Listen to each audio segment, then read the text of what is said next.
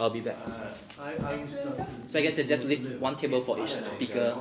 Jeremy and So I've Cecilia. got Yeah, okay, I'll be back. Excellent, Yeah, thank you. service.cloud on there.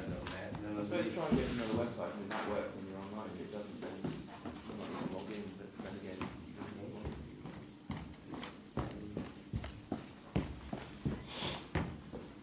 it's asking I can't sign in, email and password.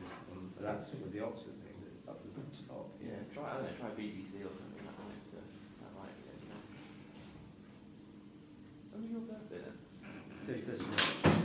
I miss April Fool by one day. It was a travesty of justice. We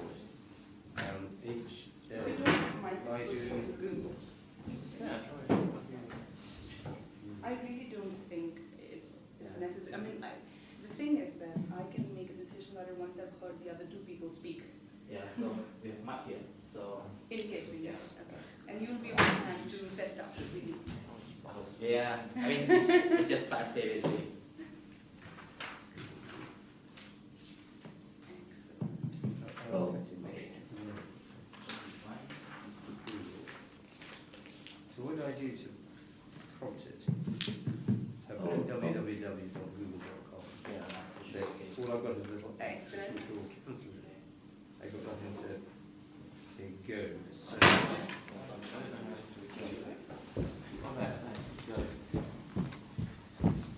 Do you guys want some water? yeah, that goes back. That's Oh, the well, back it looks like you have to log in then, which means we're not connected to Wi-Fi. Having trouble connecting. Life is too short. This is. I think Technobabble. you're missing this as an opportunity. You can be off the radar for an hour and collect your thoughts about. No, I was wanting to have a look at WhatsApp and reply Oh, to right. because my Son-in-law. son-in-law's upset that I haven't responded to his happy birthday message on WhatsApp. When was your birthday? It was the 31st of March. I'm happy. Thank you very much. So you're 25 now? I was claiming 40. Okay. The only problem with that claim is that it means I was only 13 when Anna was born, so it means I'm a sort of reverse paedophile, and it doesn't say very much about Antonia, so anyway. I wouldn't sort of examine it that far. All right, okay. If I were you, I'd just sort of go with. I don't know. Where is WhatsApp? I've lost it. What does WhatsApp look like? It's a sort of... I've never used it. I mean, I didn't Green even realise that with, WhatsApp was a phone. button. Is it? Yeah, apparently WhatsApp was, it's WhatsApp. Oh, I knew it was Yeah, that. I Sorry. didn't have a clock. I knew something was going on, but it hadn't quite Yeah, no, reached the front. You know, that's the thing. Here we are. I found it. I've got 5 messages. What is it with this artist people? Mario. Ah, here we go. This is my son. So he said, "Hey Mike, how are you? Just wanted to say happy birthday, and I hope you have another day with all the Bruces." And then he came back and I said, "I will see you there really soon." I've not replied to that. That's so bad. I know there's a way around this. You can say, it's now been 15 days since my birthday, and I confirm that it was indeed a good day. I've had 2 weeks to think about it. That's why I'm replying now. I think that's overthinking it. It's a historian's answer. Shall send my pieces on it shortly. How do I reply? I should send Oh, I my type a thoughts. message in here. yes. I need my glasses. No, yeah, you also, just my need to eyes go start over it. going. I can't. It's all going blurry with trying to focus. So when we said that you were turning 25, Yeah. maybe 52. Well, if I was 25, then I was. No. Like we said, we don't go that into. That means I was only 2 when Anna was born. That's really. That's something. Yeah. Jadi kamu itu yes, that's lunch at 12:30. That's lunch at 12:30. Okay, excellent. Okay, Thank yeah. you very much. Okay. So then I can invite people for that. Yeah. Great. Is it in the great? Where is it? Yeah, it's there Okay. on that side. All the book stands. I think it was- Excellent. I'm really Dia kamu sorry. ini I'm coba really aja kamu getting- masuk kan? You're going to keep a good tradition. Ini supaya konsekuensi sebenarnya dari C1 tadi. Oh, Kalau yeah. kamu masuk kamu ambil video kamu. Sorry, my phone broke. My dog ate my phone. They put too much Sampai in hari my kamu mouth. ini Do we? sama powernya, We don't analyze ya karena dia nggak battery.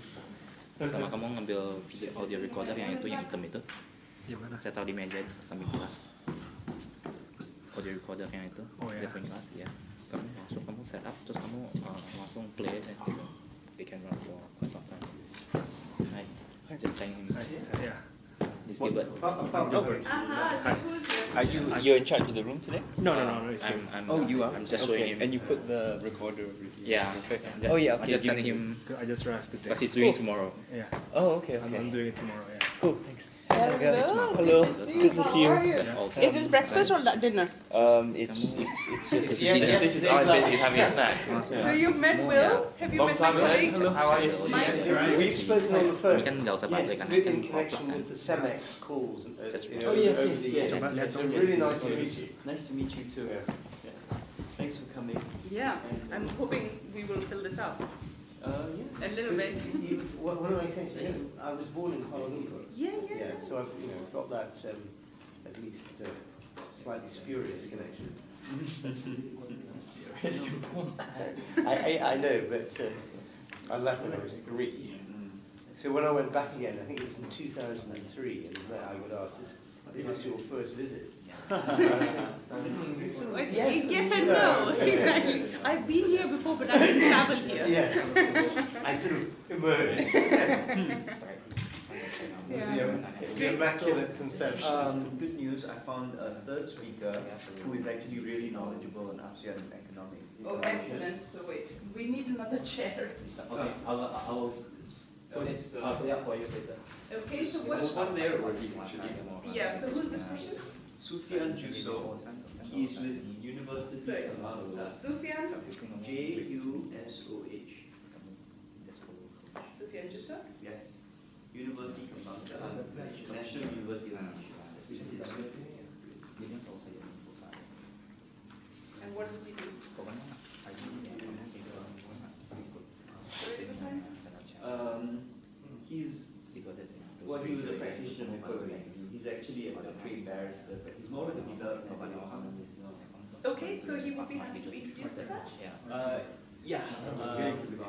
I think you can just use his title. So let me just. I'm still getting used. No, I've never. Paling kamu langsung tanya tiga itu kayak udah 2 kali. Did you get the symposium pack? I did. It's there, and, but this should be fine. I think this is Ya, enough to maksudnya go with. SDK-nya itu. His details are in the pack, yeah, PJ? Yes, there. So- Because he spoke at a previous. Where is it at? Pack is with Will. Oh, With the Yeah. Southeast Asia pack. SDK-nya Yeah. sebenarnya ya, entah di Indonesia ada. There we go. Yeah, that's all.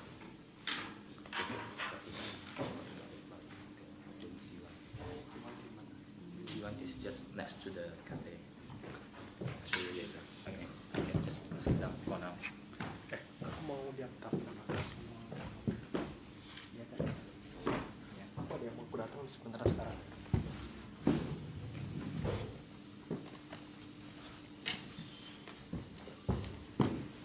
Sorry.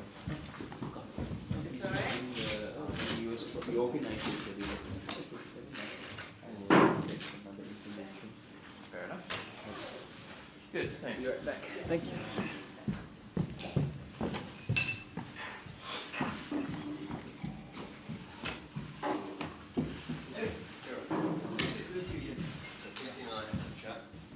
There'll be a new third speaker. Oh, good. Yeah. That will presumably go when I get back into. I would check when you do get out to the big one. Hey, Jeremy. Yes, there you go. Hi, I'm pleasure to meet you. Welcome. Anyway, please. Yeah. Would you like? I met Christine. Okay. I'll approach you.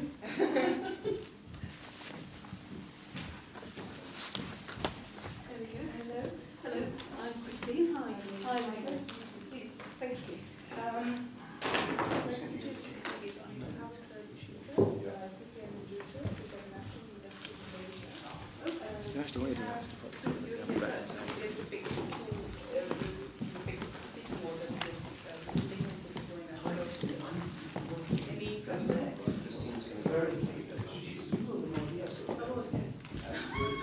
All right, so Christine goes first. You go second. And then I think you've been up to our Yes. You've been up to our conference. Yes, I have. Different guys. Yes, well, I'm with Oxford Economics. Okay. I know, but I've got a very warm relationship with these. Yes. I see a lot role of Jens Tolstrup. Yes, Yeah, so sadly his dog's dead. He's got a dog, so he just might just move. We go and have a drink. Yeah, That's so fine. start. And so have you moved to two offices? No. Increasing I've the- actually, I've just gone off the payroll. I'm Shields Economics again. Well, I saw that you, yes, you. Yeah, but I've been working for Oxford Yes. last week. Good luck. PJ. Yeah. Hello, Christine. Oh, yes. So, Hi. Pleased to meet you. nice to meet Hi. you. Thank you so much for coming. That's all right. Thank you. So yes, can I go first? Shall I go first, and then Jeremy, and then Sophia? Okay. Excellent. So you're not speaking? I will participate as well. Oh, you. So you. Yes. Just Jeremy. Yeah. Good. Excellent. Yeah. So.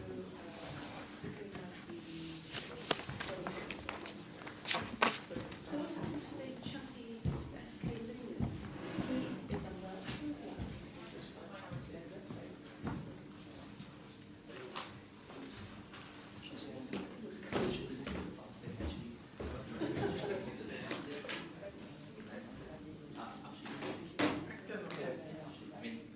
Oh, no. Thank you. No, you're all right. Thank you, Jeff. All right.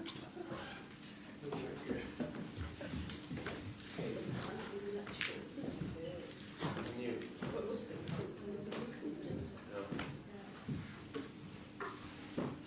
It just smells of just pulled the plastic off the... Yeah. Yes, it's got that look. Yeah. Probably not. Oh, it sounds like it sounds. Oh.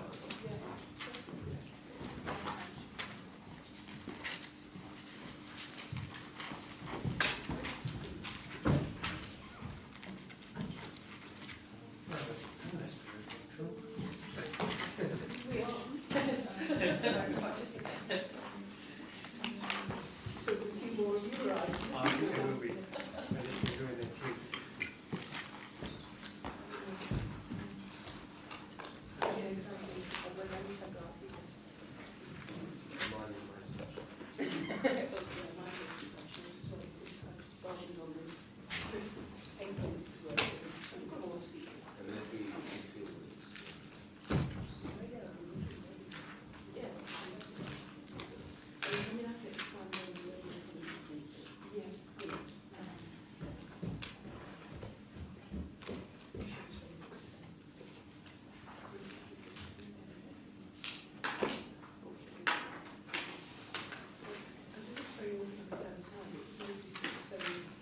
Ding, ding, ding.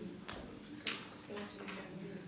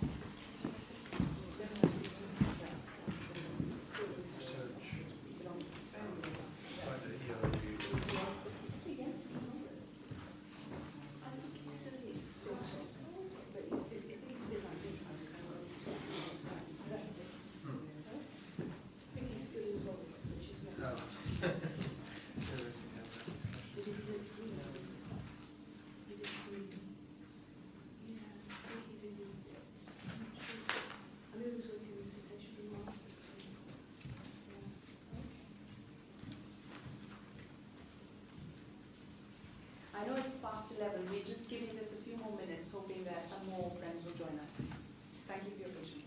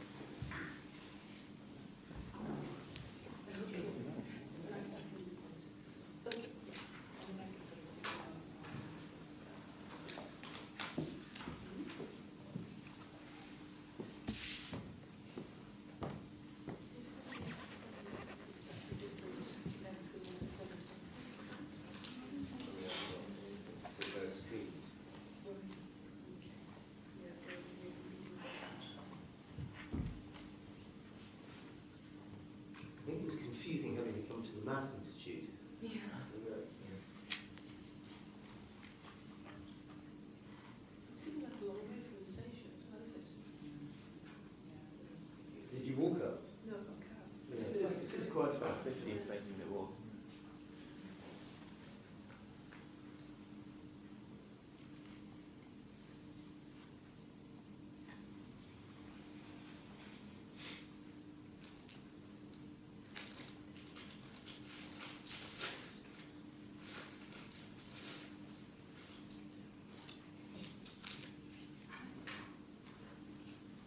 Good morning and welcome to the 5th Southeast Asian Studies Symposium. This panel will discuss opportunities and challenges in the ASEAN Economic Community, which opened on 1st of January 2016. The AEC is now, sort of at least on paper, an entity that covers 10 countries in Southeast Asia. It is home to about 622 million people and represents an economy of about $2.6 billion, which makes it about third in Asia and the 7th largest on the planet. The creation of such an entity on paper, however, is one thing, and its effective implementation is quite another. So what challenges this community faces as it continues to integrate is one of the core agendas of this panel. What we will also discuss is what kind of opportunities this opens, not just for national actors, but also private sector players and perhaps international stakeholders who may be in the finance world or in the policy world. To discuss some of these issues, I have an excellent panel today with me. So we will start with Christine Shields on my right, who is the founder of Shields Economics. She has extensive experience in global economic affairs and political risk assessment, and she's worked with several prominent banks and consultancies during her career, primarily as an economist. On my left is Jeremy Grant, who is managing editor of FT Confidential Research. He has nearly 2 decades of experience at the FT and has written extensively from countries such as Singapore, Malaysia, Vietnam, and Hong Kong. I'm Megha Kumar, Deputy Director of Analysis at Oxford Analytica. As part of my brief at OA, I also cover parts of Southeast Asia, Indonesia and Thailand in particular, and all of South Asia. We will be joined a few minutes later by our third panelist, Professor Sufyan Jusso, who is at the National University of Malaysia. He is primarily a development economist, but has also a deep interest in the future of ASEAN and the AEC in particular. The format of the panel today would be as follows. We will have short presentations from each of our panelists, starting with Christine, followed by Jeremy, and then Sufyan as he joins us. And then we will open the floor to question and answers. So without further ado, Christine, may I please invite you to give us some of your opening thoughts about where you think the key opportunities and key challenges of the ASEAN are. Thank you very much, Megan. Well, I hope you can all hear me clearly enough. I've sort of followed the brief that I was given, and so what I'm doing is really what I was told to say on the tin, as it were. So I'm going to run through opportunities, challenges, risks, benefits, and what, if any, are the UK responsibilities and potential roles. So starting with the opportunities, which I have to say are probably somewhat more in theory than in practice. The sort of opportunities that you'd expect from a single market, the Asian Economic Community, is that the larger market, the economies of scale, more selling opportunities. We've heard from Megha that ASEAN is 7% of global output collectively, more than 600 million people in the population. Of course, it's been recording faster growth in the region than the rest of the world, broadly 4%-ish, give or take a bit, against world growth of 2.5%-ish, give or take a bit. So there's a significant margin of advantage there for the ASEAN region. And as we've heard, it's also a major recipient for global foreign direct investment flows, some 11% of the total, and of course 7% of the world's trade volumes. 7% seems to be the key number with ASEAN. Everything's 7% of everything, apart from FDI. So, one of the advantages of the Asian Economic Community is clearly going to be the easier trading potential. that it becomes an easier place in which to do business, broadly because transaction costs fall. Now these, to those of you that are familiar with any of this, are all arguments we heard in the run-up to 1992 and the single European market. The plan is tariff-free trade, harmonised regulation, bureaucracy, legal stuff, good intra-regional links, which are in fact improving. That's the one positive that isn't theoretical. And common standards. But all these things are opportunities really for tomorrow. They're not today's opportunity. They will be happening over time. And I think Jeremy and I spoke earlier, and we both got the same phrase. The Asian Economic Community is a journey. It is not a big bang reform. It's a journey. And we're really just at the beginning of that journey. So that brings me neatly onto the challenges. The reality is much less positive than the theoretical opportunities I've just sketched out. The reality is still very much country-by-country approach. The region is actually very diverse and almost impossibly diverse if you contrast, say, Laos and Singapore. You know, the differences are just chalk and cheese, frankly. And you know, therefore, the progress in the harmonisation, the improved regulation, the improved standards, all of that, are vastly different. You know, at one extreme you've got Singapore, which is broadly there, and at the other extreme you've got the Indo-Chinese economies, which are still got a great journey to complete. So in practice, there's still very high non-tariff barriers, even if in principle you have 90–95% of goods being sold tariff-free. The challenge is in the non-tariff barriers, and that's where the concentration really has to come. Now, in terms of risks, as we neatly onto the risks, I've grouped the risk into two broad areas. The political and security risks, which in a sense would happen whether or not it was a single market or not.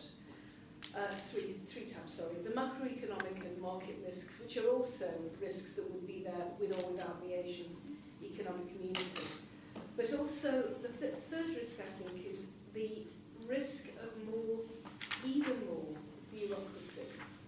If the AEC were to develop its own Brussels, if you like, and that's, you know, putting it sort of colloquially, but at the moment, one of the things about the AEC is there is no central administration to speak of. Nothing like the institutions you've got in Brussels. Nothing like the costs involved in that. Nothing like the whole arguments and tensions that arise from that. Now, arguably, to make the AEC a more successful body, you actually need some sort of central body, be it one that involves voluntary participation or be it one that brings a wee bit of coercion to make people get on with this improved governance and improved trading standards and so on. So, but the risk would be with it is that you end up with a very costly, unwieldy bureaucracy that adds even more onto bureaucratic costs in countries where they're already quite high. I can expand more about the political and the security and the macroeconomic market risks, perhaps in Q&A if people are interested, because I can go on forever about all of that, so I don't really want to do that. The other point I would make on the risks is that I think one of the big advantages that the AEC has is that it has learned from the mistakes that the Europe Economic Union has made.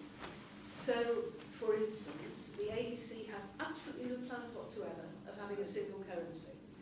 Thank goodness for that, because it just wouldn't work. But, you know, in a sense, we could all have told the guys in Brussels this back in the day, but they went ahead anyway because it was a political agenda. Now, the difference with the AEC is it's absolutely not a political agenda, because as a policy, the ASEAN countries pursue policies of not intervening in everybody else's domestic business. And that is critical. And to that extent, you're always going to have a country-by-country approach, because none of them are going to feel able to force the others to get their act together in terms of harmonisation or similar standards or whatever it may be.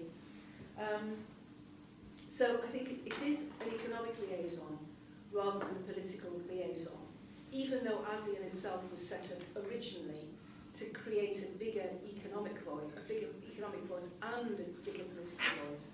I think the differences within the 10 component countries mean that actually this is more an economic liaison. Now the benefits, of course, are productivity, enhanced growth prospects, higher incomes, more people moving into the middle class, all of that sort of stuff, which are kind of happening anyway because you've got the sort of demographics of urbanisation and rising incomes and so on. And these are common themes as well, with or without the AEC. But the increased efficiency and reduced transaction costs that come with the AEC should mean that those benefits are even more enhanced.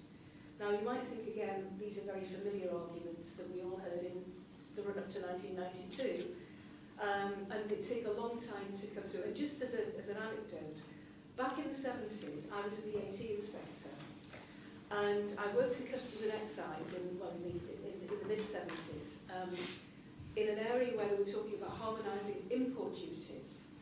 And that was back in 1975, when harmonisation was all going to happen by 1976, it's all going to be done. Well, it's still not been done. So people have got to be realistic about what you can expect about all of this.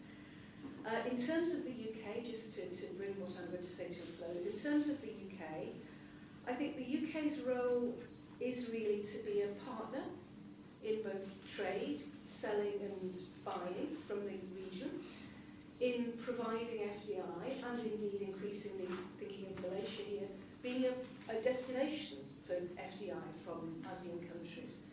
And also, of course, in providing finance, whether it be project finance, trade finance, corporate finance, but especially financial services, I think, because that's the one area where there is perhaps more harmonisation in the AEC.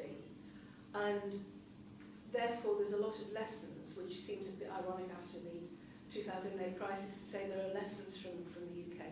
But I think there are in terms of depth of experience and breadth of experience as well. And also in terms of best practice in the associated services. So your legal, your accountancy, your intellectual property rights, trading standards, that sort of thing. I think they're all areas where the UK can actually be a tremendous advisor and partner for the region as a whole, as well as providing the market for goods to be sold into. Great, Christine, thank you very much. I think the 2 points that your presentation makes patently clear are that opportunities of the AEC are for tomorrow, although risks may be here today. Yeah, exactly. And 2, that it's not a political agenda, which is both a good thing and a bad thing for the problems it creates and the problems it avoids. It's a good segue to Jeremy's presentation, and I think one of the things that you're going to concentrate on is precisely the political hurdles of a non-political project. Yes, thank Please, you. Jeremy. Well, I'd like to just, thank you very much. When you attend these panels, your assumption is that you are going to have, if not an adversarial relationship with one of your panelists, or you're at least going to all have a mix of opinions on things, but this is an unusual one where Christine and I are very much on the same page about things. So we were discussing this earlier. I can humour you later. Good. Well,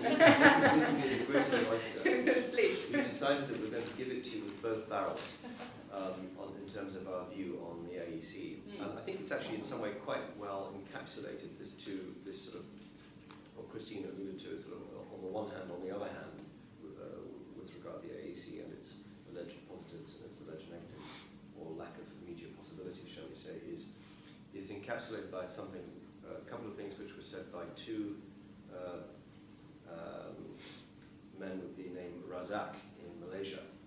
Many of you will be familiar with the Prime Minister Najib Razak and his youngest brother Nazir Razak, who is the chairman of the CIMB.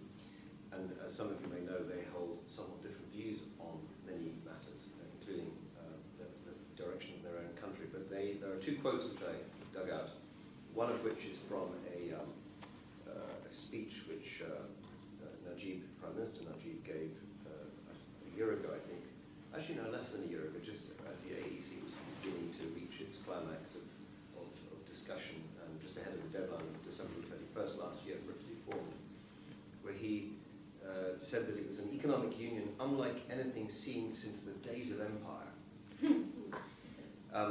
And around about the same time, his youngest brother Nazir was making a speech, and he said that it's time to call a spade a spade. People and businesses will be disappointed, or worse, angry, if they get all dressed up for the wrong party. So quite a different view of the potential of the AEC, and so I wanted to use that as a frame, if you like, from Malaysia to discuss some of the things, some of the pressure points, if you like, one of which, as Megan pointed out, is political.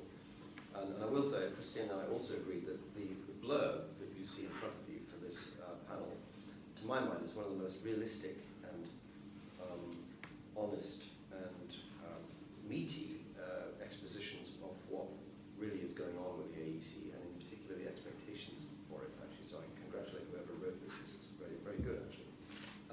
So in no particular order, I want just to run through a few things and then perhaps come to the political bit at the end. I love Christine's reference to everything is 7% of everything, because one of the statistics I'm going to throw out there is to do with productivity, which is one of the big challenges in ASEAN. And this is taken from a McKinsey report, so I can't take credit for it. Inevitably, on these kinds of panels, McKinsey will be mentioned because they do a lot of good work. They're not the only ones, of course, as we all know. In 2012, the average wage of a Vietnamese worker was $6.70, I should say, compared with $27.50 for a Chinese worker. Yet, the average labor productivity was 7% of China's.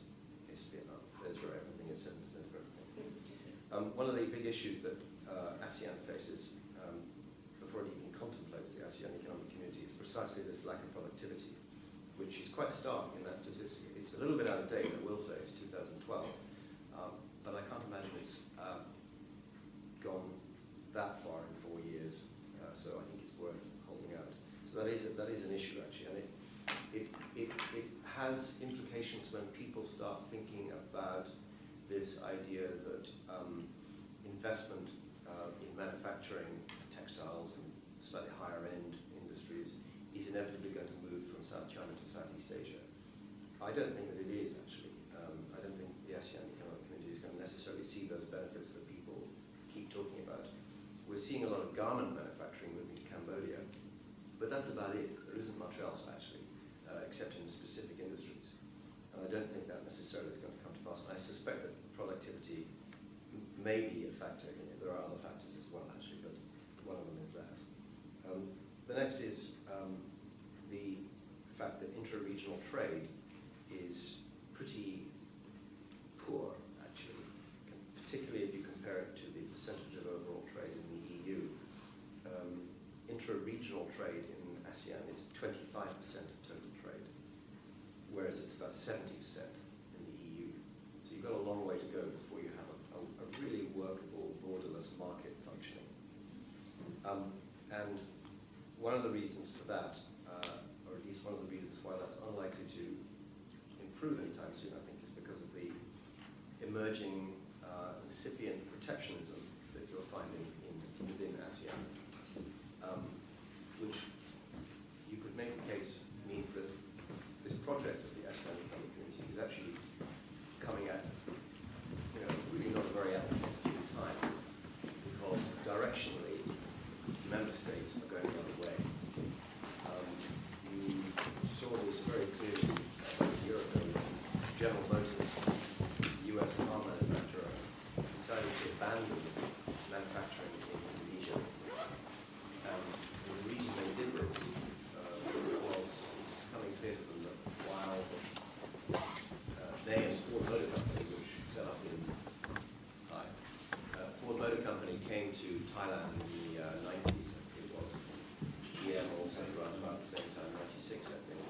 They all came to ASEAN thinking that they could use Thailand as a springboard and selling across ASEAN in anticipation for a local market.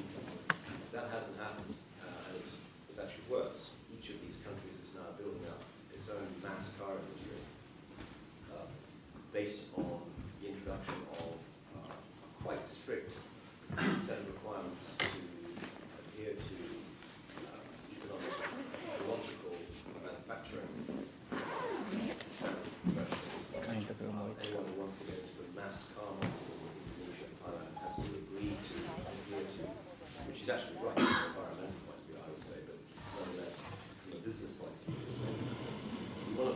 sandbox of mass car manufacturing in Indonesia and Thailand, you need to do so by producing these low-emission vehicles to standards that are set by each national government.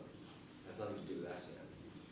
And these thresholds are, in and of themselves, not particularly onerous, except for the fact that we're required to have made very, very expensive capital expenditure in powertrain plants and developed supply chains in these countries.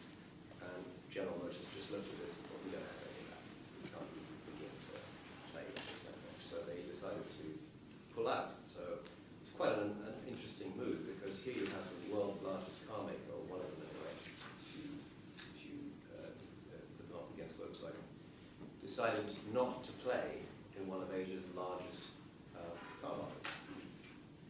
That was pretty big. Obviously, the other factor was the fact that the Japanese car makers have made massive inroads into these countries since the 1960s and 70s, which you can't ignore as a factor. But still, it just shows you that it really goes back to this policy that the Indonesian government and the Thai government now have to build up their own industries. And you might have seen an announcement last year. I didn't get all that much press, and I'm not sure where it will necessarily go, but Proton in Malaysia signed a deal with Jokowi in Indonesia to collaborate on the development of some ASEAN vehicle. All that really means is, I suspect, the two countries propping up each other's car industries where they can.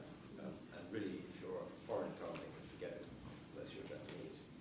And by the way, I think most of the Ford Motor Company's exports from its base in Thailand are probably likely to be destined increasingly to the Gulf. So really, the ASEAN market hasn't worked out as they thought. So that's just one example of the sort of incipient, I would say, kind of quasi-protectionist attitudes that will be a barrier. I mean, you have a lot of other stuff which, I think was quite well rehearsed around quasi-protectionist almost barriers, like, there's no standard approval process. Food ingredients authorized in one ASEAN country to be sold in another. And there are many reasons why certain countries in ASEAN wouldn't want to bother budging on those standards for a long time. So that's that. Then I would touch on the banking and capital markets side of it. We, as Christine pointed out, ASEAN wisely or unwisely, depending on your view, decided against discussion of a single currency, and I think that's not on the table, and won't be on the table either ever or for a long time. The ability of a bank to offer in Indonesia to offer services in Singapore, for example, is extremely limited, because it's all down to the bilateral negotiations between the monetary authority of Singapore and the equivalent in Jakarta to allow access to each other's markets. And if anyone who's been to Singapore will know that you will struggle to find a branch of an Indonesian bank in Singapore. In fact, all you do have is a rep office of the main Indonesian bank, whose name I forget, I'm afraid. And this is, of course, one of the reasons why Nazir Razak is so frustrated, is because his own bank, CIMB, has had quite a lot of trouble spreading across ASEAN for these kinds of reasons. He has minority stakes in banks in Indonesia and various other ASEAN countries, and it's extremely hard managing those minority stakes in these countries for various reasons. So you really don't have the structural underpinnings for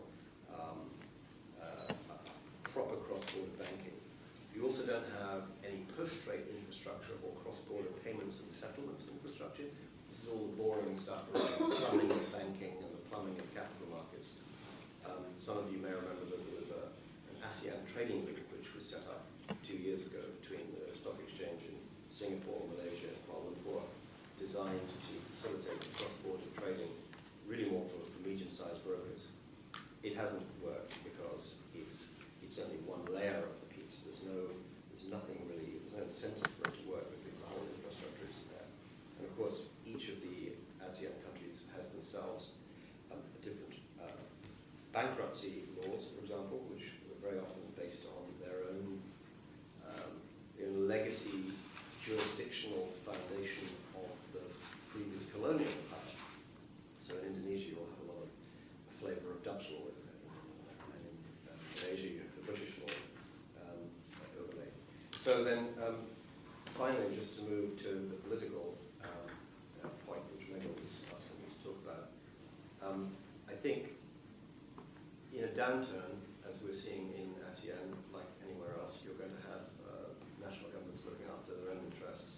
Obviously, ASEAN growth is going to be 4.4% this year. That's actually quite good by global standards, but it's not that great for us from Southeast Asian standards. You only have to look at what's happening in Malaysia right now politically to really have a question mark over the structural reform that was being pushed through in Malaysia hitherto. Najib in Malaysia now has far bigger fish to fry in terms of his own internal political problems. He's probably secure, but he still has problems, and the country has big political problems that it didn't really have 2 years ago, when he, among all the ASEAN leaders, was probably the only one you could point to who was actually really tackling some of the structural issues that need to be tackled in these countries. Fiscal reform and tax collection, for example, he at least did make a stab at it. I think that's now being, sand has been thrown in the wheels of that, and I think that you'll find that national political priorities are going to take centre stage in this current environment. I'll leave it at that. Excellent. We can knock it around a little bit after that. Great, thank you, Jeremy. For the benefit of our third panelist, Sophia and Jusso, who's just joined us, and also for the benefit of people who joined us a bit later after the panel had already started, and those who are joining us now. So far, we've heard two excellent presentations from Christine Shields, who's on my right, and Jeremy Grant on my left. Christine has pointed out some of the key economic risks and opportunities that AEC faces as it seeks to integrate its markets. Some of those problems range from the lack of a harmonized transaction cost structure, the lack of a clear sense of what kind of bureaucratic structures ASEAN is going to develop, and Christine has made a very important point that our AEC is not a political project, and that is both a good thing and a bad thing if we compare it with, for example, Brussels, which would represent perhaps a comparable center of a large monetary and financial and, importantly, a political union, or at least an aspiration of a political union. Jeremy, on the other hand, has highlighted some of the same sort of issues in the same economic fray, but highlighting some of the new issues that Christine didn't raise, for example, wage competitiveness, lack of clear standards, harmonization of standards in areas such as manufacturing, and the lack of inadequacies of intra-regional trade and a rise in protectionism, which to some extent is a reflection of the political troubles that some key leaders in the region face. This is a good segue to Sufyan, who I'm sure will take this discussion forward before we open it to a Q&A. Sufyan, please. Can I use the... Yes, of course. You can speak? Yeah, I can do it from here. Thank you very much, Chair, for the kind introduction. Thank you, PJ Tam, for organizing this interesting symposium. By way of introduction, my name is Sufyan Yusof. I have many employers. I work at the Institute of Malaysian and International Studies in Malaysia. And at the same time, I also spend like 10 days in a month, or 2 weeks in a month, walking from one country to another in ASEAN. At the moment, I'm doing policy advice to the government of Myanmar, Laos PDR, Timor-Leste, which is an ASEAN observer and candidate, and I also help the ASEAN Secretariat to implement the ASEAN Comprehensive Investment Framework in all the ASEAN member states. So before I came to Oxford, I was in Singapore and Bangkok for like 2 days in each state. So what I'm trying to do this morning is try to bring the issues and opportunities and challenges, but at the same time trying to bring issues from the ground. I think Jeremy and Christine have already covered some of those issues. So what I have is just a few slides. You do not need this introduction. These are basically ASEAN member states. Okay, now we have, since the last ASEAN summit in Kuala Lumpur in 2015, they have declared at the end of the summit that we now have a community, the ASEAN community. And so instead of having the ASEAN community 2015, we now have ASEAN framework for 2025, which we call it ASEAN 2025, Forging Ahead Together. And among the components of the ASEAN Economic Community in 2025 is actually to build integrated and highly cohesive economy with competitive, innovative and dynamic ASEAN, with enhanced sectoral integration cooperation, resilient, inclusive, people-oriented and people-centered ASEAN, to bring ASEAN at the global level. Okay, nice. Well and good. We have a very broad, nice statement here. But of course, you know, in terms of opportunities, it's a big place, 650 million people. But then again, 650 million different people, not 650 million people of the same culture, same language, same orientation. So we have a big population, but different types of population, different demographic, with 100 million middle class. And then we have, you know, liberalization of services, liberalization of investment, which are basically, we have the statement about liberalization. But all those statements on liberalization are subject to restrictions. So say you want to have liberalization on manufacturing, but there are about a lot of rules in the reservation list. We have more than 147 pages of reservation list produced by all 10 member states. So yeah, liberalization subject to certain restrictions. And then we want to have an inroad into the global market by having the ASEAN plus domestic dialogue partners. Now we have the ASEAN free trade agreements with Australia, New Zealand, China, Japan, India, Korea. And then the interesting part is, although we are looking towards consolidating the whole of this free trade agreement into RCEP, the Regional Cooperation Economic Partnership.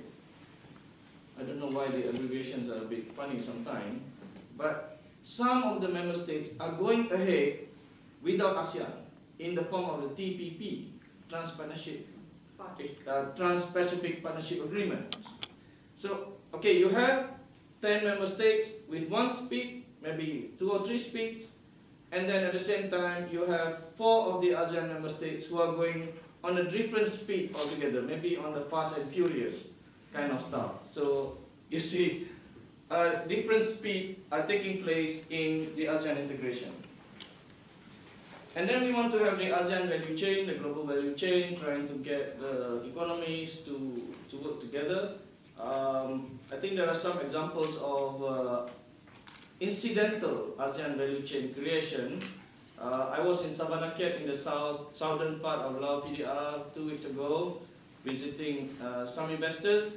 So what they are doing in Savannakhet, which is at the edge of the Mekong River, they have a bridge, friendship bridge to the middle part of Thailand. So what happened is some of the companies from Thailand, they are moving some of their manufacturing into the southern part of Lao PDR. And they are trying to produce something like, one of the companies produce car seats for Toyota. And these car seats then will be shipped back to Thailand for assembly in Toyota plants in Thailand. So what they are trying to do is to transfer out some of the manufacturing into Lao PDR or Myanmar or Malaysia, moving up some of the manufacturing into the southern part of Thailand.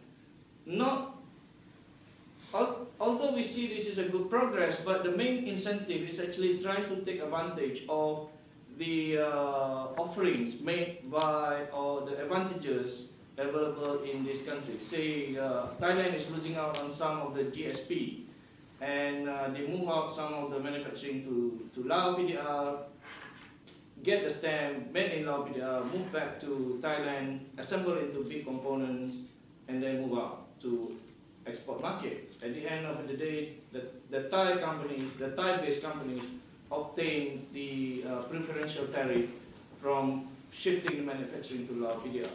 So we are seeing this kind of, trying to take advantage of the value chain in the ASEAN member states. But what we need now is actually, from my perspective as academic practitioner and also advisor to some of the ASEAN member states, is basically we need these four enablers. Facilitation, I think Jeremy and Christine have already mentioned some of this. The real need for integration, protection for investors, and promotion. The big problem that we have now is facilitation. Some of the ASEAN member states have not signed up to the WTO Trade Facilitation Agreement. And we have the trade facilitation arrangement between ASEAN, but still it's an issue. If you export, say, Lao PDR is a classic example because it's landlocked. If you start to export products from Lao PDR through Bangkok, you might have to go through different custom channels, and this will slow down things, and that will increase the cost. And then admission of investment, we are trying very hard. In my work in Myanmar and Lao PDR, we try to use ASEAN framework as the benchmark. So what we do as World Bank team is to sort of like advise the country that, look, you take the ASEAN framework as your benchmark. And admission of investment is very difficult. In some countries, you have to go through the screening process. And these regimes, they do not like to lose control. So they want to control everything. So we are trying to tell them, look, in certain spaces, certain circumstances, you should not screen because just let the investors come. But okay, the newer ASEAN member states are amenable towards changes. But the big issue is how do we then advise or influence the bigger ones like Thailand, Malaysia, even Indonesia to say, look, change your system, use ASEAN Comprehensive Investment Agreement, all the principles in those agreements as your benchmark policy, in reforming. It's not easy because they say, look, we are okay, we are already there, we have received FDIs, we are not going to do, it's very difficult to change, something that people see as successful examples of attracting investment. And then we have problems with MRAs, mutual recognition agreement, especially in goods, standards is already being mentioned, one of the examples. And then in services, we have now several mutual recognition agreements in services. Having been speaking here in the UK as part of the European Union, our imagination is if you have, say, your qualification recognized, if you are a solicitor, you can come and practice in England. But then again, in Malaysia or in Thailand, it's not the same. If you are qualified as an engineer, you can be an ASEAN engineer through the mutual recognition agreement, but then you might not be able to practice because you have to obtain work permit and all the immigration procedures. So even if you obtain the qualification recognition, but it doesn't mean that you can practice in all ASEAN member states because every ASEAN member state has its own immigration rules. So this is the polemic that we have. On one hand, you want liberalization, on the other hand, you are trying to restrict movement of professionals. Transparency is a big issue. I come from Malaysia. We still have some issues with transparency. Some of the information are not freely available. If you go to Myanmar, it's even worse. If you go to Cambodia, it's more difficult. So transparency is, I think, key towards the real ASEAN integration. Language, some of these documents are still not available, publicly available. So these are issues which we need to really work on. So in terms of integration, we still have the difficulties in integrating the 6 member states. Culture and language are 2 different perspectives as well. Right, I'm not going to go through this. Promotion is also a big issue. I'm going to Frankfurt from here next week. I'm involved with the investment forum with German investors, organized by 4 ASEAN member states. I've been involved in 2 of these joint promotions by ASEAN ambassadors in Europe, one in Berlin and now in Frankfurt. But on the other hand, we have ASEAN are competitors. We compete against each other. If you have, say, Malaysia and Singapore, they normally go against each other towards the same type of investment and investors. So this is I think, remain a big issue in our case. I've already mentioned all this. I do not need to go into detail. So from our university perspective, I'm organizing together with colleagues at the St. Anthony's here in Oxford. We had the first ASEAN Economic Integration Forum last September, and then this week here in the project Southeast Asia, and then in September this year in Malaysia. So we are trying our best as the advisor to governments and academic to bring all this together and discuss this at a higher level. We get support from the ASEAN Secretariat and also some of the governments and funding agencies. But I think the big question is, are we going to have a real integrated ASEAN, at least at the ASEAN Economic Community in 2025? It's a big question mark. Thank you very much. Excellent, Sophia. Thank you very much. I think that sort of combines the two sort of kinds of views we've heard so far. Christine and Jeremy have brought the analyst, observer's point of view to the table, whereas Sophia has brought the practitioner's view. I mean, this is a gross exaggeration, but I think you get the picture. Now I think it's a good time to open the floor to questions. To give you all a moment to collect your thoughts and think of the question if you don't instantly have one. I have a question, and I would like to start with Christine, and I'm sure Sophia and Jeremy may also have thoughts on the issue. So Christine, one of the things that has come out in every single presentation so far is the tensions internally within ASEAN, within the 10 member states, in what they seek to accomplish through the AEC and what can be accomplished politically in terms of bureaucracy, in terms of tariffs, non-tariff barriers, and so on and so forth. I want to move the discussion one step away from the internal tensions to the broader geostrategic picture, where, as Sophia indicated, we have different processes of integration going on at the same time. One, of course, is the DPP, in which Brunei, Malaysia, Vietnam, and Singapore are already active participants. Indonesia, Thailand, and the Philippines have expressed interest. Whether or not their membership goes through is a separate question, but the point is there is this more coherent integration process going on that is led primarily by the United States. On the other hand, however, we have a more China-driven worldview, for example, through the RCEP or the ASEAN-China FTA and so on and so forth. Do you think that these two parallel processes of integration are incompatible, are mutually incompatible and fundamentally at odds with each other, or are they going to find enough synergies to actually complement one another? I suspect they probably will complement one another, but there is a danger that they are in conflict. I think one of the consequences of the diversity within the region is that the needs of each component economy are different. So, I mean, one of you touched on Myanmar, but Thai investment in Myanmar has been enormous, and the Thai banks were amongst the first to go in when there was signs of Myanmar opening up. Clearly Singapore hasn't got that sort of need. So I think each country will pursue its own national interest in whichever way is best for that country.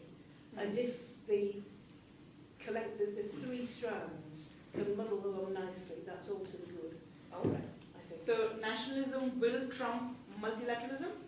Well, I think you're picking up on that point. I think you have at least two tracks within ASEAN anyway. I mean, I was at an event at KL a year or two ago, and somebody from the Cambodian Central Bank, after a discussion a bit like this, said, hang on, folks, you have to realize that issues like the trade window and all of this stuff, and ASEAN banking union are a million light years in the future for us. We haven't even got to stage one with a whole bunch of stuff. So why are we all having the same conversation from the same hymn sheet? We don't need this hymn sheet. So there will be a cherry picking probably. And if I'm in Vietnam, for example, I'm really interested in the TPP for obvious reasons of textiles and things like that. Of course, I think most of us would agree that TPP is 50-50 whether it will actually get but there's another example of cherry picking, and it's going to be a bit more complicated. Great.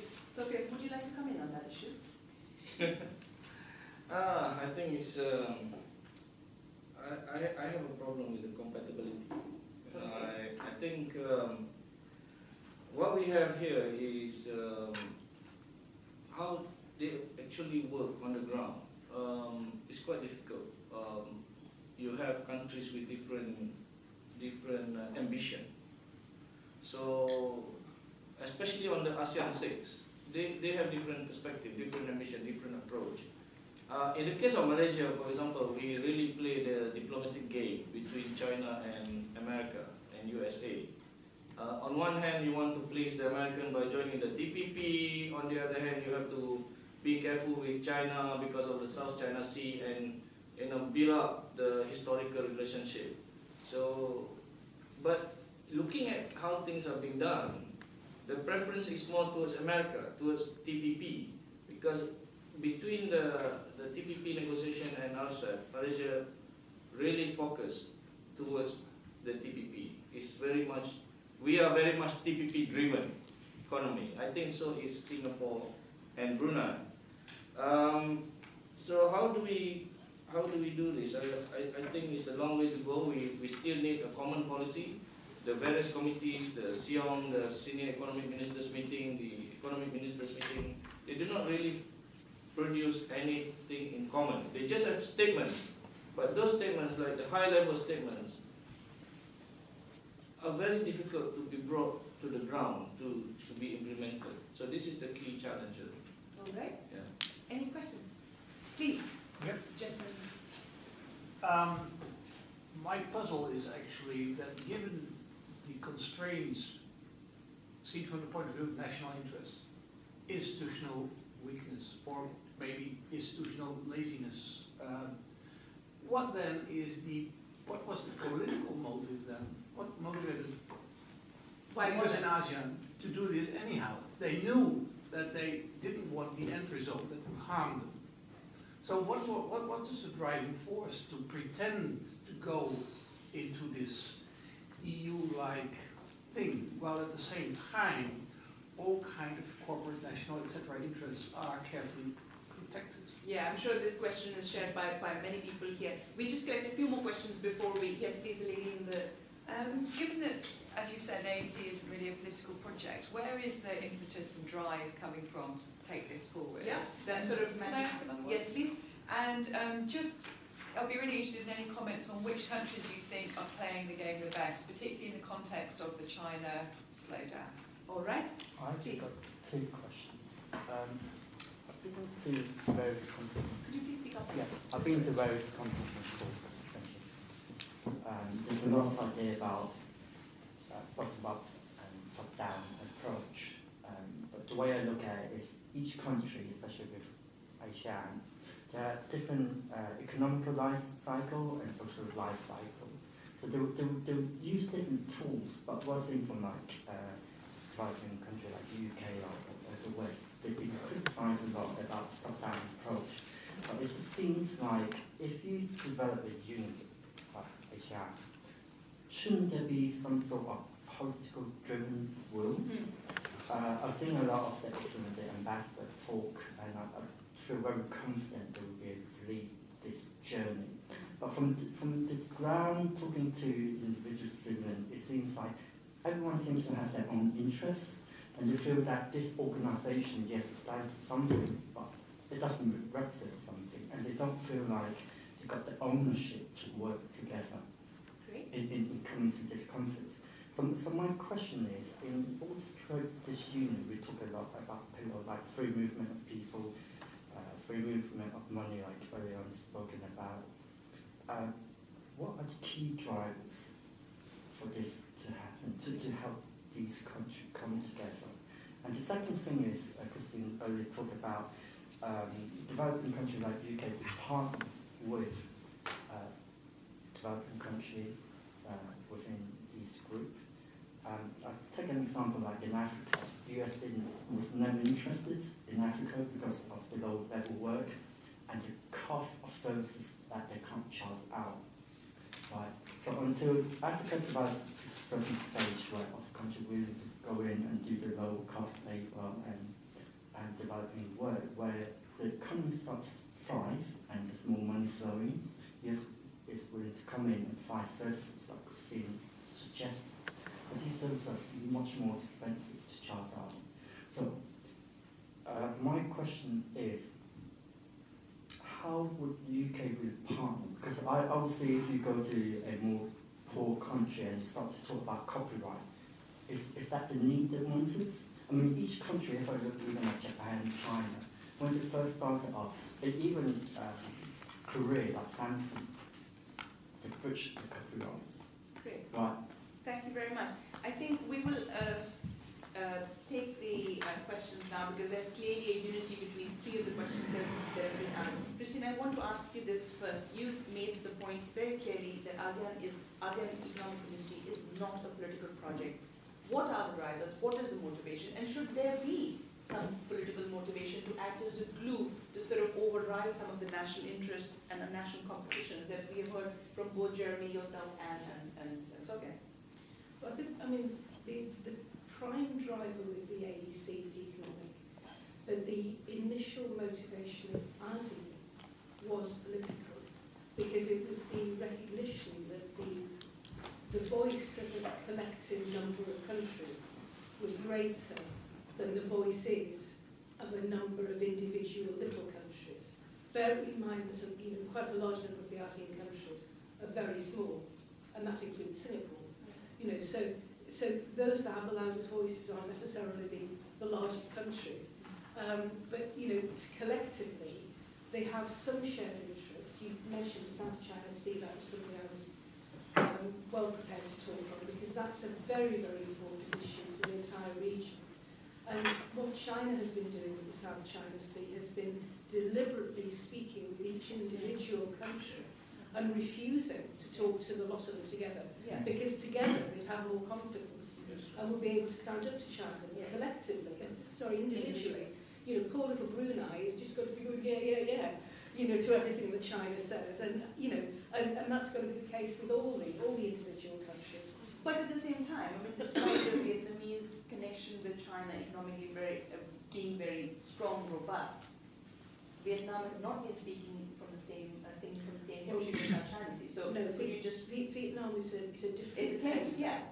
You know, it's a contrast with the rest of the picture in that sense.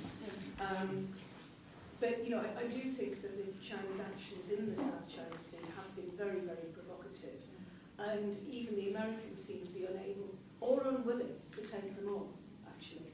And you know, I'm beginning to get very, very concerned about what the Chinese are doing. There's a rather whiff of militarism about the place, which is not very nice.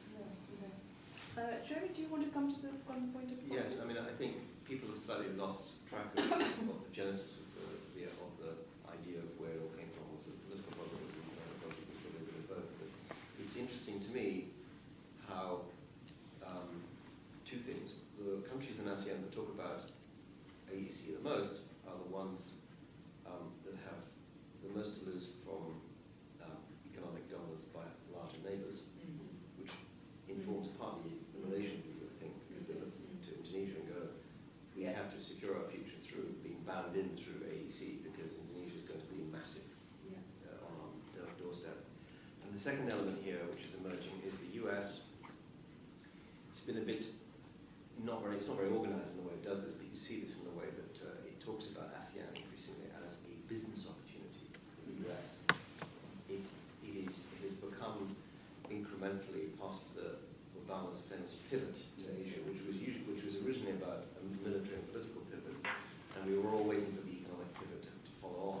It hasn't really followed on, but you see it in the way that, for example, the US ASEAN Business Council talk about their missions to Malaysia or whatever it may be. There was one last week, I think. It is, and sitting there, and all of these big US multinationals like Caterpillar, it is very much in their strategic interest to talk about an ASEAN economic community as an opportunity, because it represents a strategic interest. In the same way that for the Japanese, the third arrow of Abenomics involves talking about getting back to Southeast Asia, getting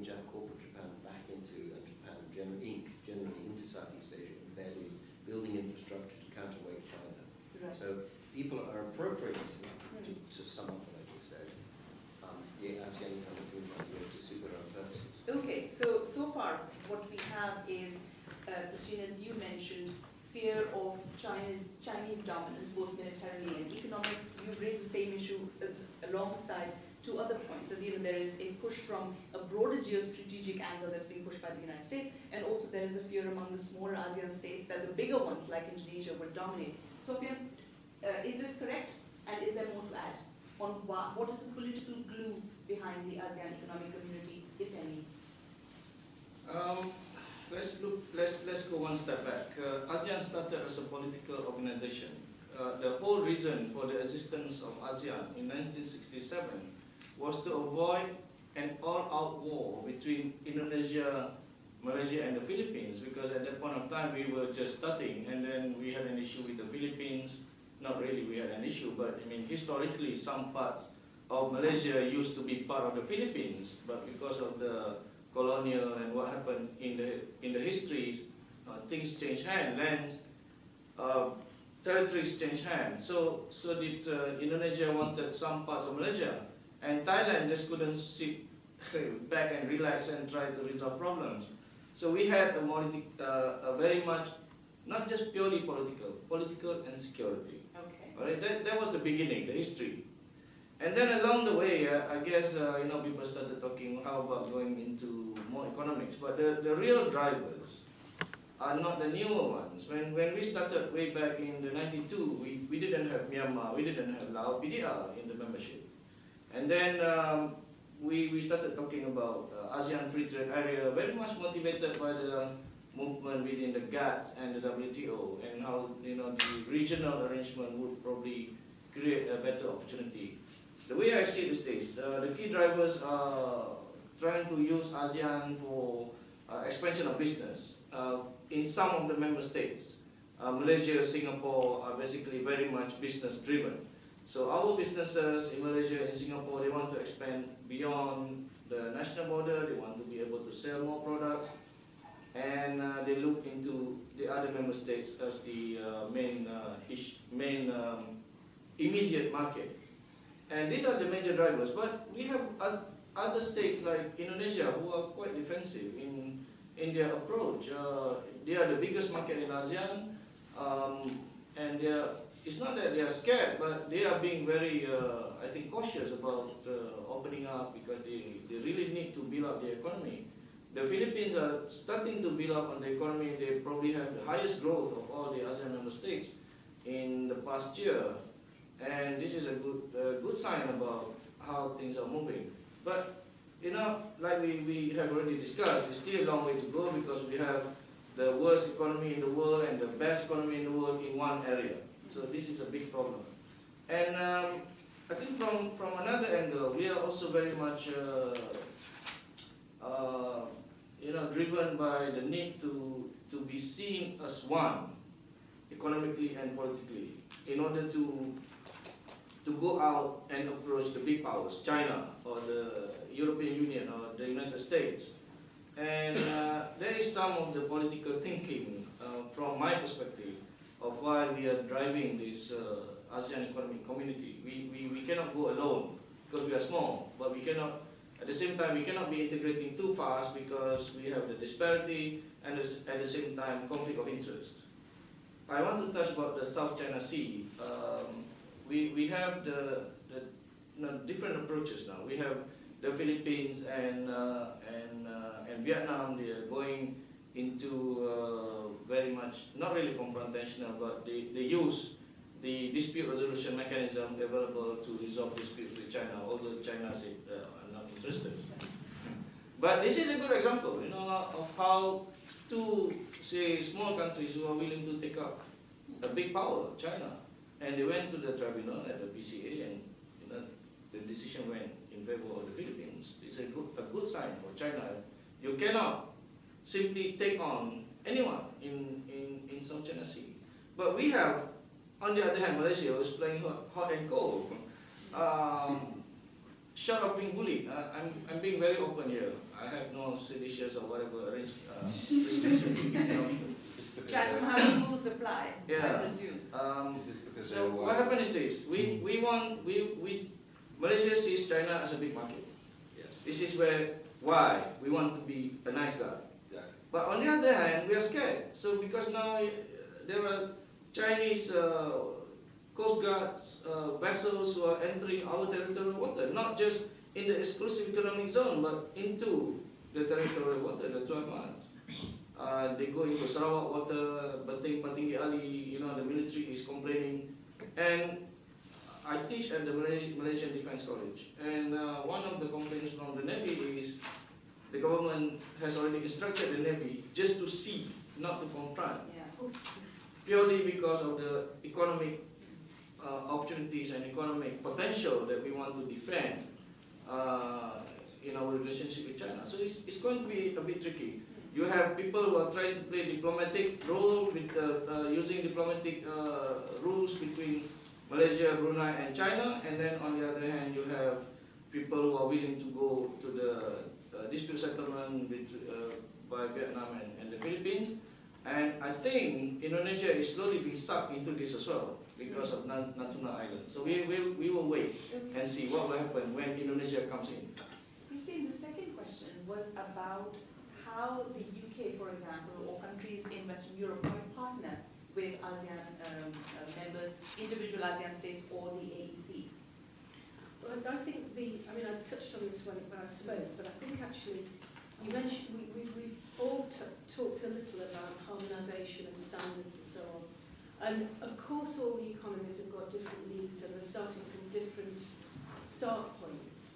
But in a sense, one of the advantages that the AEC could offer is that if you get the building blocks correct in the likes of Myanmar, Laos, PDR, Cambodia, get those building blocks right at the beginning and you create institutions and standards and a business climate which sets off being built on proper foundations, if you like, so which can then grow into something which is more transparent and better governed than the way some of these countries have actually developed in their standards themselves. And I think I spoke at a conference in Myanmar some years ago on just this point that the important thing is to build the basics properly. Get the basics right. Don't run before you can walk. Get the basics right. Get those building blocks properly done. And then you can start slowly, carefully building up. And hopefully it will all fall down because you've got the foundations right. So I think that's where the West can help.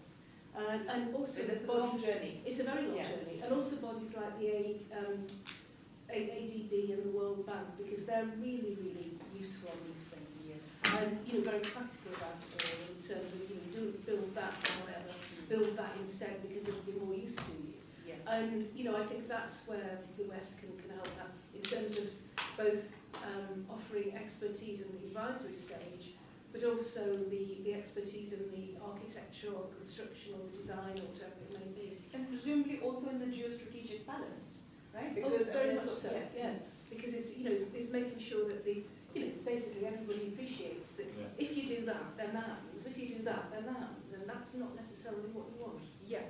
Jeremy? Well, I think in terms of external, Christine was talking about Western help and broadly defined. I think you put perhaps Japan into that as well. Oh, sure.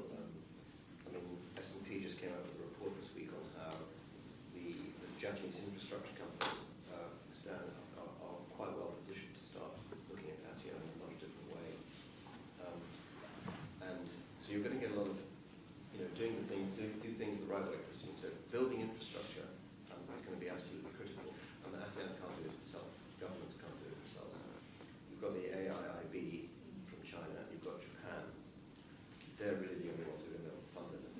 And I think that's quite important because if we assume that one of the great things about ASEAN is this demographic dividend and urbanization is supposedly this unstoppable trend, I think it is actually stoppable because the city infrastructure in ASEAN is crumbling already. It's simply not going to be able to take hold of this continuing wave of urbanization, which itself is supposedly going to create this great middle class, and we can have a whole panel on what the middle class actually is. It's something which actually we're looking at into at the FT right now in Indonesia. So they've got to get the infrastructure built, and that's not going to be an organic AEC thing. It's got to come from the outside. And the second external actor, I think, here is the private sector. And some of you will be aware of the ASEAN Business Club, which is, as the name suggests, a club of sort of effectively CEOs of big companies in ASEAN who are fed up with the slow progress on that AEC, and they're fed up with the fact that the ASEAN Secretariat has a budget of only $17 million compared to the 143 billion euros of the European Commission in Brussels. And they're saying, let's try and inject some, one of their suggestions actually is to parachute private sector experts into the ASEAN Secretariat of Jakarta to help them get started and do stuff. It's not a bad idea, actually. Okay, Sophia, do you want to comment on the issue? Yeah, I think on the harmonization, we have to look at the two perspectives. One is the harmonization of goods, and another is the standardization of services. We pose two different challenges. On goods, yes, we can build a local capacity and build up from here with a certain foundation. You can be WTO style driven with some lessons from the EU with mutual recognitions of standards of goods and items moving from one country to another. I think it's a lot easier. You build the infrastructure, you build the capacity, you build the necessary laboratories, rules, standard operating procedures, and it will go. But on the other hand, on services, it's tougher. Because in my work, in the implementation of the MRAs in 4 professional services, accountancy, architecture, engineering, and surveying, is very tough because of various factors. It's not that the professionals are very interested. They really want to be able to move from one country to another. They really want to have their qualifications recognized by each and every individual ASEAN member states. But we have various problems, like legacy issue. In Thailand, in Malaysia, we have, say, professional legislation relating to professional services who came from our colonial time in 1940s, which are not very modern at all, which do not take into account the latest development in professional services. On the other hand, we have ASEAN member states, the newer ones, who do not even have rules relating to certain services. Like in Lao PDR, they do not have rules on engineering, for example. They are still struggling on how to regulate certain type of engineering professionals. In Brunei, they still, after so many years, I do not understand Brunei, it's still very slow. In so many years, we have been pushing them to really reform the laws relating to admission of professionals at the domestic level. Because once if you do not have the laws on admission of professionals at the domestic level, you are not able to accept professionals from abroad. So that's a big issue. You have the newer ones and then you have Brunei. I really have to single Brunei out here. And and another issue is, apart from the legacy issue, is the understanding of what is meant by liberalization. When I went to Indonesia, the first thing they told me, look, Sufyan, our understanding of liberalization is collaboration. Yeah, it's two totally different things. My understanding of liberalization means, if I want to work, if I have the recognized qualification, I'm able and happy to work in your country. But they say, look, our understanding is different. We look at liberalization as collaboration. If you want to come from Malaysia and do professional work in Indonesia, you have to collaborate with us on project basis. We are happy to let you in based on joint venture or any collaborative work. So these are two totally different understandings. And I've also lately found out that actually the term collaboration is there in the ASEAN Economic Community framework. So I cannot blame Indonesia or Indonesian professionals for having this kind of understanding, because it's there in our blueprint. All right. Yes, please. Sorry? Okay, yes. We have time for a few more questions. Yes, please. And I'm just sort of this is questions from like a sort of bottom-up type perspective. Given that a lot of the populations in Southeast Asia have been subject to national building projects by their respective governments, and that these tends to create that some of the local neighbors as the kind of like foreign other.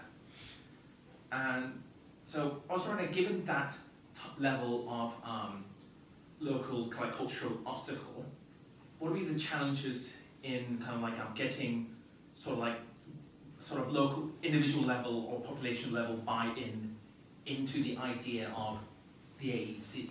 Right. Yeah, that's a very interesting question. And in a way, it goes back to the point that both Sophia and Christine, you made about how impossibly diverse this region is, and also how it's going to take a long time for liberalization to have a more coherent sense of liberalization, and then one step further to have a more coherent sense of globalization, right? Where cross-regional collaboration becomes as straightforward as collaborating with the next village. Do you want to elaborate on that point? No, I mean, I think you sort of said it all, right? I mean, it is an issue of the diversity of the countries coming into it. But there are one of the lessons I think that the region has learned well from Europe is not allowing that free movement of labour. So some of the tensions within Europe arise directly from the uncontrolled movement of labour within the area. Now I think one of the issues with the AEC is it's rather less a kind of popular type of mechanism than a commercial thing. It's businesses and government who are driving this. It hasn't quite permeated down to households. We see benefits in the AEC for whatever reason it may be. I mean, it may be over time that benefits do arrive because of all the things that I mentioned in my talk of the faster growth, higher productivity, all of that, higher incomes. That might eventually be something that ASEAN can claim as being something that it should be praised for. But that's certainly going to be a long way off. Yeah. Sophia? I think from the labour perspective, the framework within ASEAN is a kind of trying to, they understand that we have movement of labour between the ASEAN member states, but the framework, the legal framework is different. We have the movement of natural person agreement, which deals only with issues like corporate transferees, business people, not with, say, low-skilled workers. That is different framework. It's not even in the ASEAN economic community per se. So what we have is the issue of labor, the non-skilled labor is tackled differently. So we have interests of importers and exporters of labor, which are dealt bilaterally between countries. And I think we do not, the framework is designed in such a way that we do not want to emulate what happened in the European Union. So although people tend to think that, okay, movement of natural person within the ASEAN member states should be in the same way as what happened here, but it's not the case. So these are two different approaches. You have professionals on one hand, you have non-professionals on the other. So these are two totally different things. On the question of culture, this is very interesting. If you look at ASEAN as a group of 10 different countries, you can divide to at least 3 different distinct cultures. You have Malaysia, Indonesia, Malaysia, Indonesia, Brunei, and Singapore, which can be put into same pot, and then you have the Philippines, somewhere between Malaysia and on its own, and then you have the Indochina, Thailand, Laos. They understand each other. They tend to be easily integrated. Myanmar and Thailand at the border, they have some kind of informal arrangement, and then Vietnam and Cambodia, something like that. So, sorry, what combines Malaysia, Indonesia, Brunei, and Singapore? Okay, what combines us are basically language. People tend to be able to speak Bahasa of Okay, if you understand Bahasa Malaysia, you have like 70% of Bahasa Indonesia, something like that, either way. Yeah, Brunei language is the same, almost the same as Malaysia and Indonesia. So the language and the religion, all these countries are basically Muslim dominated, and then they have arts, batik, some kind of food. So they share a lot of cultural similarities. But the only things that make the difference is the politics. You know, people instill nationalism. Okay, we are Indonesia, you steal a batik from us. That kind of stuff, which it shouldn't happen, because in the early days, before independence, people moved freely between all these 3 or 4 territories. There were no passports, no nothing. So people exchange, it's by default. You share the same culture. Now this is an issue, and I think in my interaction with corporate organizations in ASEAN, there are some companies who are already taking steps to teach or to train their workforce on understanding different cultures in ASEAN. This is already taking place, ASEAN multinationals. And I think this is a good way forward for multinationals within ASEAN and ASEAN multinationals to make sure that everybody understands each other. It will take some time, but it will move towards that. Trevor, do you have any? Well, I just want to throw in some data, relatively unscientific, but we ran a survey, which we do a lot on, we do energy confidential research. We asked some questions about the AEC to try and find out what, just I suppose, ordinary people thought about it, how aware they were of it, and also if they were interested in this idea of labour mobility. Perhaps surprisingly, 34% were unaware of it, of the AEC.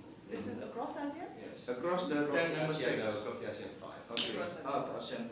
Yeah, so it's not Laos, it's not it's not. So this is Malaysia, Indonesia, Philippines, Vietnam, and Thailand. Correct. Right. And that was 66% said yes, we're aware of it, and 34 said no, which I think is more higher than I would have expected. I would have actually put it the other way around. 15, yeah. Do you think the creation of the AEC will help the economy of your country? 52% said yes, and 19% said no. 29% were unsure. When was this? This is 3,000 consumers in people. When can we get the data? Oh, I can send it to you. Okay, What sure. year Thank was you. This was done in October last year. Right. Okay. So it's not that long. Yeah, no, all right. And then finally on this labour thing, which is perhaps the most relevant to what we were just discussing, would you welcome other ASEAN citizens working in your country freely in the following sectors? And this is just the Indonesian response. Healthcare, 58% yes, 31% no. Mining, very interesting, very different result. 27% yes, 60% no. We don't want other people from ASEAN working in the mining industry. Kind of interesting. Yeah. Fisheries, 26% yes, 56% no. Similar for forestry, 29% yes, 56% no. Plantations, obviously very big. So all sort of commodity areas, yeah. Yeah, 25% yes, 62% no. So strategic industries in Indonesia basically take More place. protectionism. Let's not have your Malaysians and your Singaporeans and the Philippines coming here. Thank you very much. Yeah. All right. I just want to throw that out. Yeah, That's absolutely. good. So That's great. yeah. More questions, please. Yes, Mike. This may be less coming from the bottom up, more just from ignorance, but we talked a lot about diversity, and that diversity seems to be political, cultural. My question is, how diverse are the economies?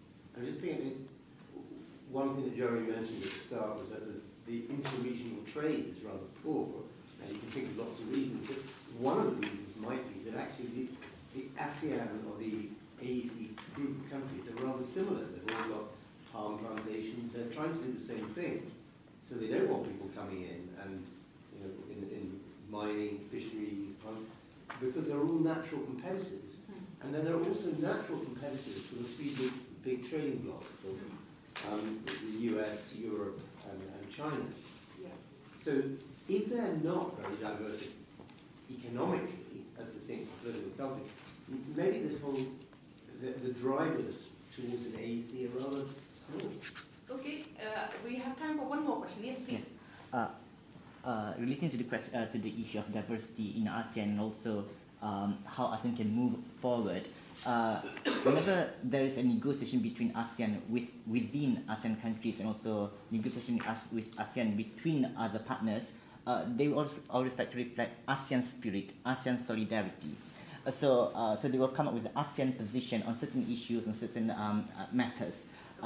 So with this, with RCEP, TPP coming in, I just want to understand further how, with this economic collaborative framework, external to ASEAN, would disrupt the identity or solidarity within ASEAN. All right.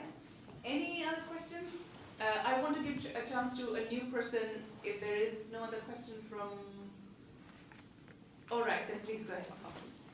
Question more for Stefan. I just want to understand on a business, like corporate level, how cooperative are they amongst the country? Okay. All right. So we have 3 questions. How diverse are the economies, and if they are not that diverse, is the AEC project doomed from the start?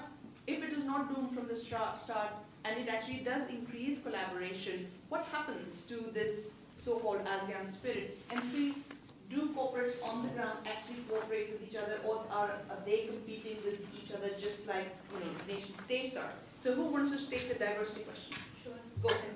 Okay. Well, I think certainly there are similarities between many of the ASEAN economies, the plantations, the mining, that sort of thing. But I think the big distinction in the economies is who's export-oriented and who's a large domestic market. And that's the big difference. And that's, of course, a reflection of scale.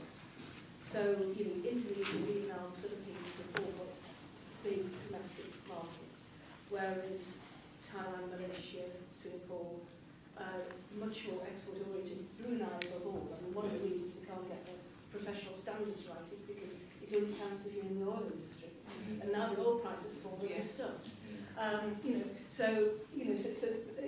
That's really, to me, the big distinction. And of course, it's interesting at the moment because the stronger growth performance is in the domestic demand-driven economies. And that's where the opportunities are for the future. But again, that's scale, because they're the big markets. Yeah. So you've got rising incomes, rising middle class, rising urbanisation, therefore more consumer demand, therefore more for the Western and other ASEAN companies to get in there and sell into. And to that extent, actually, the other ASEAN countries have got the advantage because they're selling the type of products which are familiar to the ASEAN markets.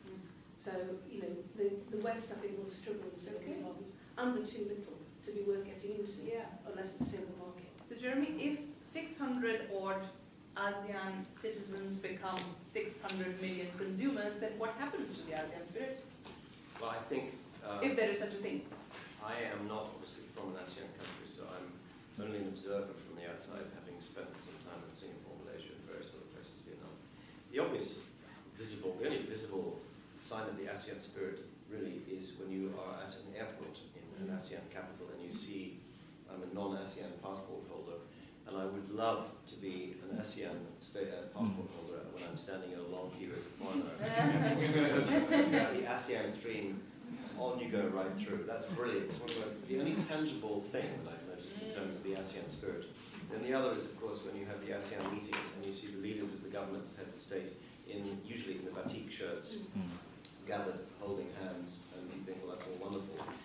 But beyond that, I don't really know. I mean, I have to say that the big moment for the breaking of ASEAN spirit came in the 2012 ASEAN Foreign Ministers meeting, where there was no, for the first time, consensus communique which came out of that, because Cambodia was effectively bought off by China.